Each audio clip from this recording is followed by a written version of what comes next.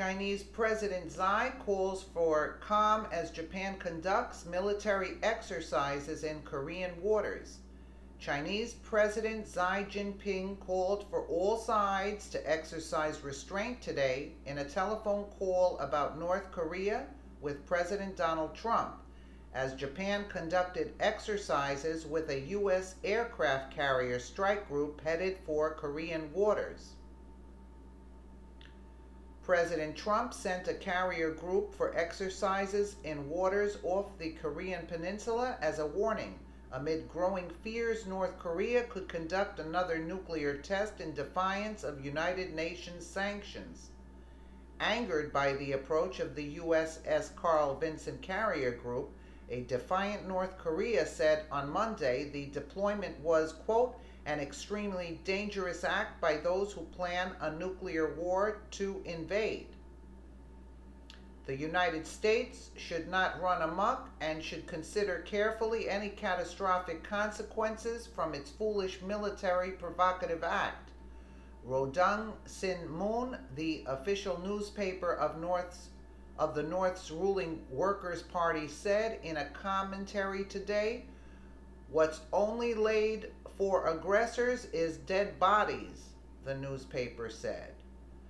2 Japanese destroyers have joined the carrier group for exercises in the Western Pacific, and South Korea said on Monday it was also in talks about holding joint naval exercises. The United States and its allies fear North Korea could be preparing to conduct another nuclear test or launch more ballistic missiles. China is North Korea's sole major ally, but has been angered by its nuclear and missiles programs and is frustrated by Pyongyang's belligerence.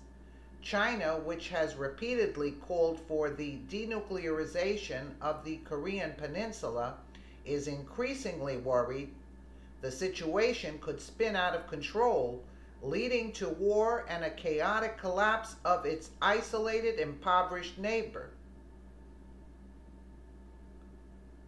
President Xi told President Trump in the latest telephone conversation that China resolutely opposed any actions that ran counter to UN Security Council resolutions, the Chinese Foreign Ministry said.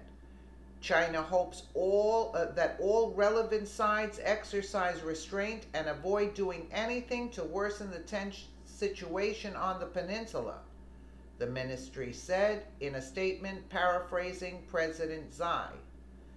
The nuclear issue could only be resolved quickly with all relevant countries pulling in the same direction, and China was willing to work with all parties, including the United States, to ensure peace, President Xi said.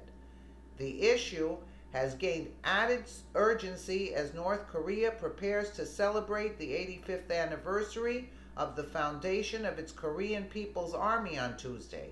It has marked similar events in the past with nuclear tests or missile launches. President Trump was critical of China in his election campaign, but he has in recent days praised its efforts to rein in what he called the, quote, menace of North Korea. A Chinese Foreign Ministry spokesman said the call between the two presidents was the latest manifestation of their close communication, which was good for both of their countries and the world.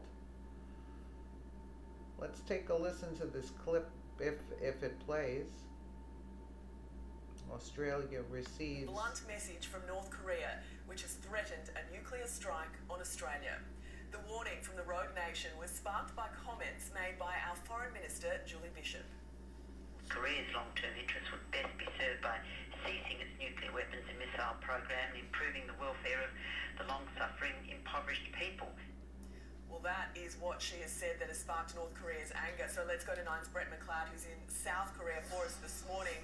Good morning, Brett. Just how serious is this nuclear threat? Well, look, we're used to very bellicose words coming from North Korea. Certainly here in Seoul, they hear them regularly. But this is the first time Australia has been mentioned directly.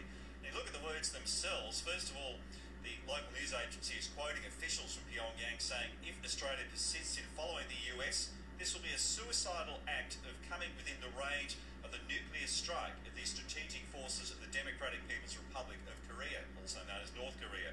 Julie Bishop herself gets a direct shot.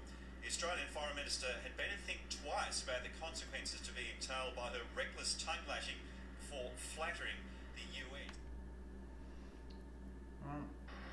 Let us know what you think in the comments below, and thank you so much for watching.